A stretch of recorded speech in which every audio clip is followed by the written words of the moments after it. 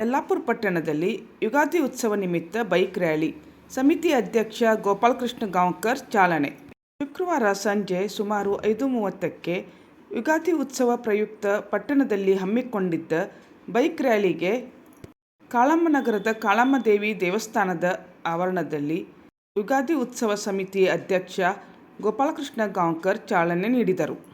ಈ ಸಂದರ್ಭದಲ್ಲಿ ಪಟ್ಟಣ ಪಂಚಾಯಿತಿ ಸದಸ್ಯೆ ಶ್ಯಾಮಲಿ ಪಾಟಣಕರ್, ಪ್ರಮುಖರಾದ ಪ್ರಸಾದ್ ಹೆಗಡೆ, ಪ್ರದೀಪ್ ಯಲ್ಲಾಪುರಕರ್, ರವಿ ದೇವಾಡಿಗ, ಶ್ರೀನಿವಾಸ್ ಗಾಂವ್ಕರ್, ರಜತ್ ಬದ್ದಿ ಮುಂತಾದವರು ಇದ್ದರು. ಬೈಕ್ ರ್ಯಾಲಿ ಕಾಳಮ್ಮನಗರ, ಉದ್ಯಮನಗರ, ಬೇಲ್ ರಸ್ತೆ, ಮಂಜುನಾಥ್ ನಗರ ಸೇರಿದಂತೆ ಪಟ್ಟಣದ ಪ್ರಮುಖ ಬೀದಿಗಳಲ್ಲಿ ಸಾಗಿ ಗ್ರಾಮದೇವಿ ದೇವಸ್ಥಾನದ ಆವರಣದಲ್ಲಿ ಸಂಪನ್ನಗೊಂಡಿತು. 600ಕ್ಕೂ ಅಧಿಕ ದ್ವಿಚಕ್ರ ವಾಹನಗಳು ಭಗವಾ ಧ್ವಜಗಳೊಂದಿಗೆ ರ್ಯಾಲಿಯಲ್ಲಿ ಭಾಗವಹಿಸಿದ್ದವು.